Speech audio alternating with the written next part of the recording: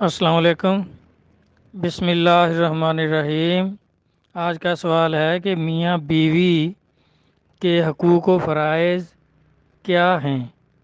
اور جو خام خواہ ایک دوسرے کو پریشان کرے یا طلاق مانگے یا طلاق دے دے تو اس کے بارے میں اسلام میں کیا حکم ہے۔ تو میرا بھائی دیکھیں، یہ حقوق و فرائض جو ہیں، بیوی کے جو حقوق ہیں وہ شوہر کے فرائض ہیں، اور جو شوہر کے حقوق ہیں وہ بیوی کے فرائض ہیں۔ تو سب سے پہلے جو ہے حقوق آتے ہیں کہ میاں بیوی کے حقوق ادا کرے، تو پھر جو اس پر فرائض ہوں گے وہ عورت جو ہے وہ بھی پورے اپنے فرائض بھی ادا کرے۔ یہ نہیں ہوتا کہ فرائض کرو اور حقوق نہ دو۔ تو اس طرح نبی علیہ الصلوۃ والسلام نے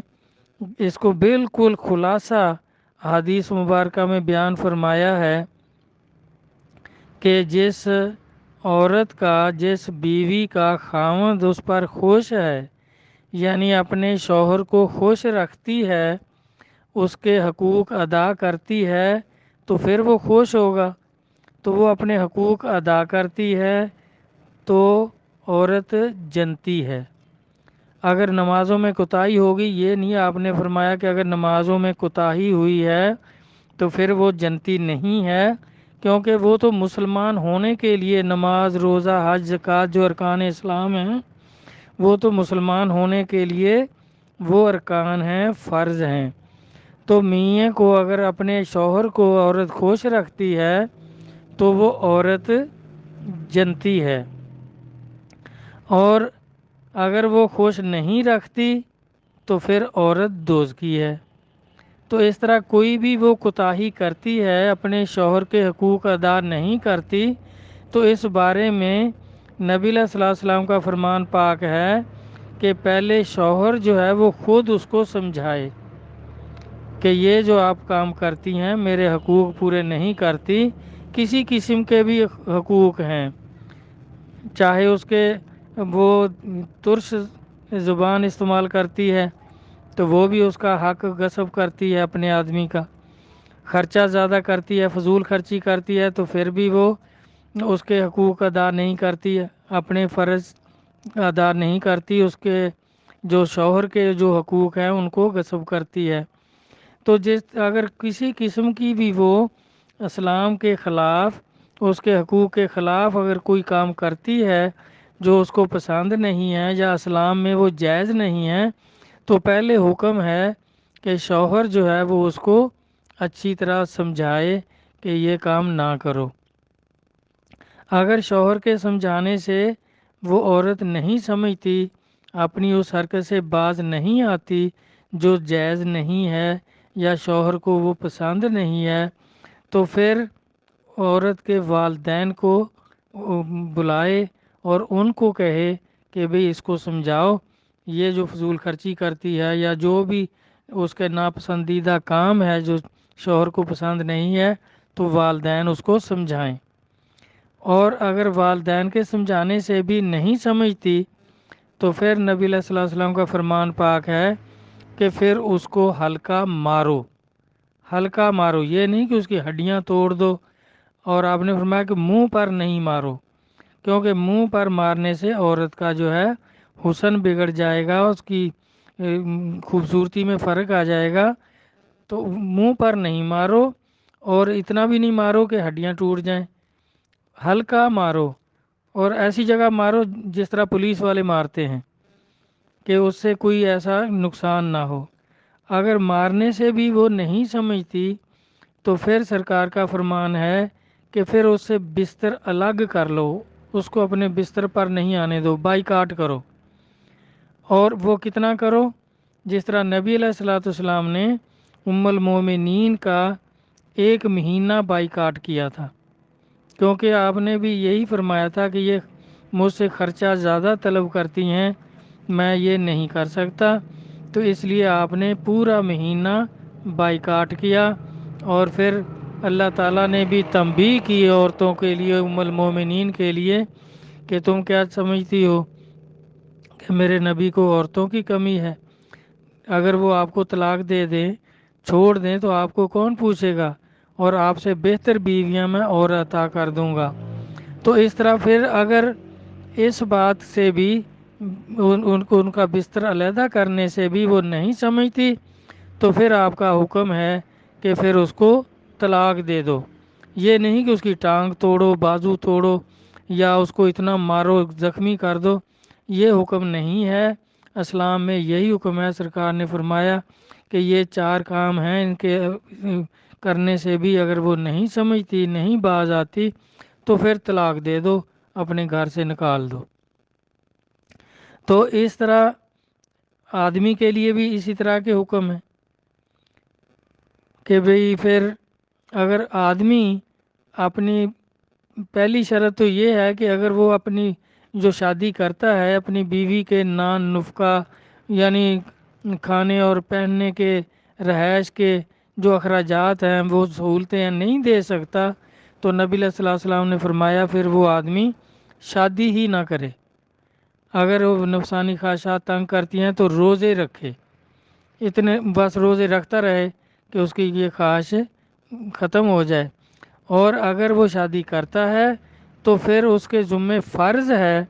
کہ بیوی کا نان نفقہ، یعنی کھانا پینا، دوائی کرنا، رہائش، کپڑے،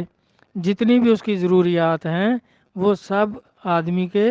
ذمہ فرض ہے۔ وہ اپنے فرائض پورے کرے، وہ عورت کے حقوق ہیں، اس کے حقوق پھر پورے ہو جائیں گے، اور ہر طرح کے حقوق جو ہیں اس کے پورے کرے۔ اگر وہ نہیں کر سکتا یہ سارا کچھ تو پھر شادی ہی نہ کرے۔ اور پھر آپ نے فرمایا شادی کر لیتا ہے، یہ سارا کچھ کرتا ہے، تو پھر اس کے لیے بھی وہی خوشخبری ہے کہ جو خامد اپنی بیوی اور اپنے بچوں کو خوش رکھتا ہے، تو نبی صلی اللہ علیہ وسلم نے فرمایا وہ مجھے خوش رکھتا ہے اور اپنے اللہ کو خوش کرتا ہے۔ تو جو تنگ رکھتا ہے، اپنی بیوی کے اور بچوں کے حقوق ادا نہیں کرتا،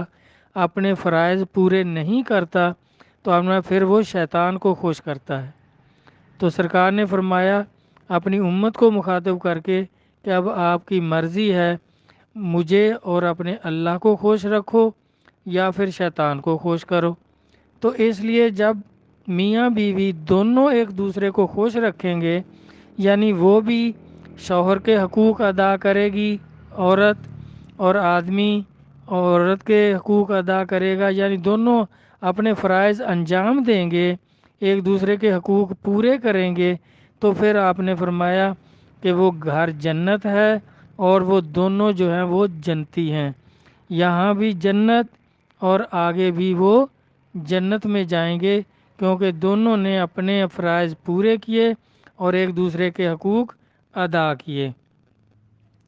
اور یہ تو ہے اسلام میں اس کا ضابطہ حیات کہ اس طرح زندگی گزارو کہ شوہر بیوی کو خوش رکھے اور بیوی شوہر کو خوش رکھے، تو دونوں ہی جنتی ہیں۔ اور اگر شوہر کی آمدنی کم ہے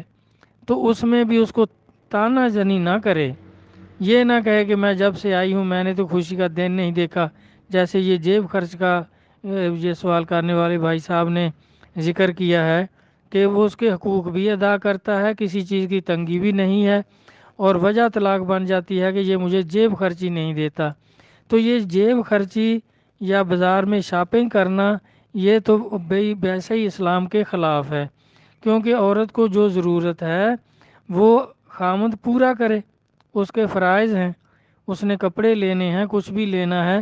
اگر وہ اپنی مرضی کے لینا چاہتی ہے تو پھر بھی شوہر کے ساتھ چلی جائے، اور شوہر اپنی حیثیت کے مطابق، اپنی آمدنی کے مطابق اس کو شاپنگ کرا دے گا۔ تو اس سے زیادہ کا کرنا جو ہے وہ تو پھر وہی ہے کہ وہ اب شوہر کو وہ پریشان کرتی ہے، خام خواہ پریشان کرتی ہے۔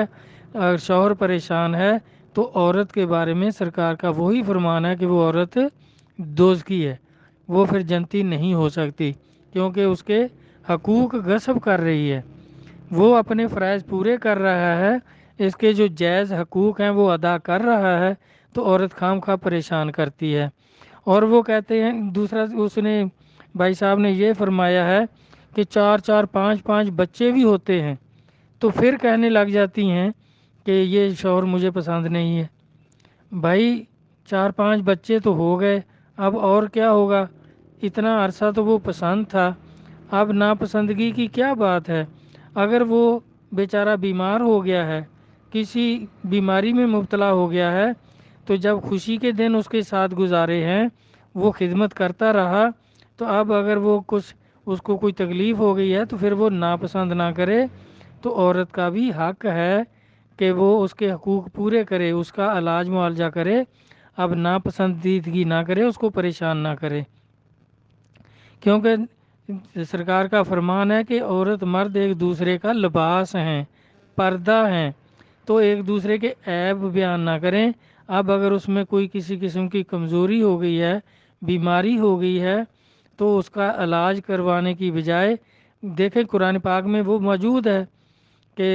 ایوب علیہ السلام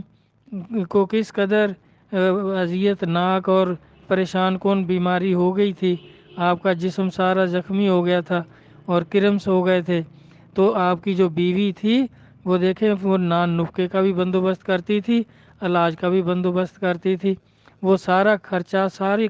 کام، مشقت سب کچھ کرتی تھی، تو اب اس کا دیکھیں ذکر قرآن پاک میں ہے۔ تو اس طرح مثالیں موجود ہیں اسلام میں، قرآن میں، احادیث مبارکہ میں موجود ہیں۔ اگر بیوی بیمار ہو جاتی ہے تو یہ ضروری تو نہیں کہ آدمی بیمار ہوگا 4-5 بچوں کے بعد، عورت بھی بیمار ہو سکتی ہے، تو پھر یہ بھی نہیں کہ آدمی کہے جی اب میں اس کو طلاق دے دیتا ہوں کیونکہ یہ بیمار ہے، میں نئی شادی کر لوں گا۔ تو یہ اس طرح کا اگر کام کرتے ہیں تو دونوں نے ایک دوسرے کے حقوق مارے ہیں، حقوق غصب کیے ہیں، تو پھر دونوں دوست کیے ہیں اسلام کی نظر میں۔ دونوں میں کسی کو بھی کوئی بیماری ہو جائے تو ان دوسرے کا فرض ہے کہ اس کا علاج کروائے، اس کا دکھ سکھ میں ساتھ دے، تو اس طرح زندگی گزاریں تو پھر دونوں جنتی ہیں، ایک دوسرے کی مصیبت میں، ایک دوسرے کے دکھ میں کام آئیں۔ یہ نہیں کہ عیش کے وقت میں تو عورت ساتھ دے اور صحت کی حالت میں، خوبصورتی کی حالت میں تو آدمی اس کے حقوق پورے کرے، اور اگر اس کو کوئی بیماری ہو جاتی ہے تو پھر کہے کہ اب کون اس کا علاج کروائے، جاؤ اپنی ماں باپ کے گھر، اب علاج اس کے بھائی کروائیں یا کون کروائے، یہ پھر دوزخی ہو جائے گا آدمی، کیونکہ اس کے اب اس نے حقوق جو ہیں وہ ختم کیے ہیں خام خواہ۔ اور اگر عورت حقوق پورے ہونے کے باوجود طلاق طلب کرتی ہے تو پھر بھائی وہ بھی اسلام کی نظر میں صحیح عورت نہیں ہے، صحیح کام نہیں کر رہی، تو پھر وہ اپنے شوہر کو جو ناراض کرے گی تو رسول اللہ صلی اللہ علیہ وسلم کے فرمان کے مطابق پھر وہ عورت دوزخی ہے، کیونکہ اس نے اپنے شوہر کو خوش نہیں رکھا۔ یہ نہیں کہ جوانی کے وقت میں ہی خوش رکھنا ہے یا اول عمر میں خوش رکھنا ہے اور بعد میں جیسے مرضی ایک دوسرے کو پریشان کریں، یہ نہیں۔ بیوی ساری عمر خوش رکھتی ہے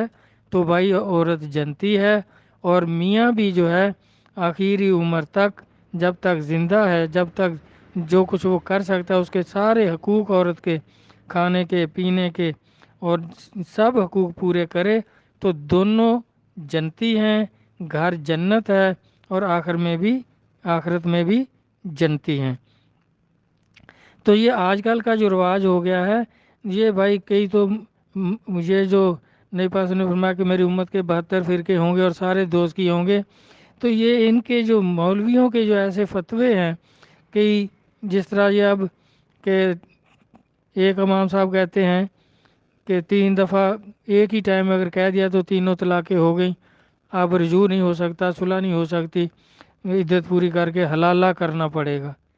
اور نبی علیہ الصلوۃ والسلام کا فرمان ہے کہ حلالہ کرنے والا، حلالہ کروانے والے دونوں پر اللہ کی لعنت ہے۔ تو لعنتیوں والا کام آپ کئی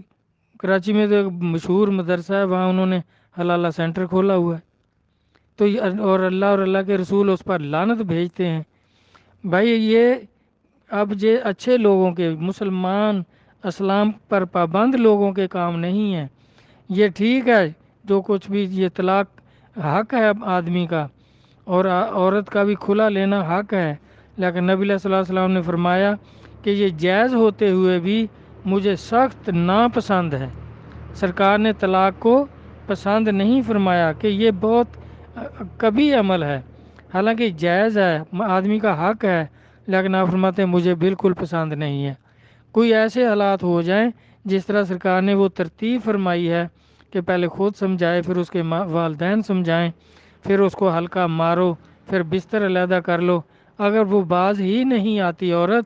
تو پھر مجبوری ہے کہ پھر اس کو علیحدہ کر دو، طلاق دے دو۔ تو میرا خیال ہے اب آپ کا جو سوال ہے اس کی پوری وضاحت ہو گئی ہے۔ اللہ رسول اپنے اور اپنے حبیب کے فرمانات، اولیاء کرام کے اعمال کو سمجھنے کی توفیق عطا فرمائیں، آمین۔ اللہ حافظ۔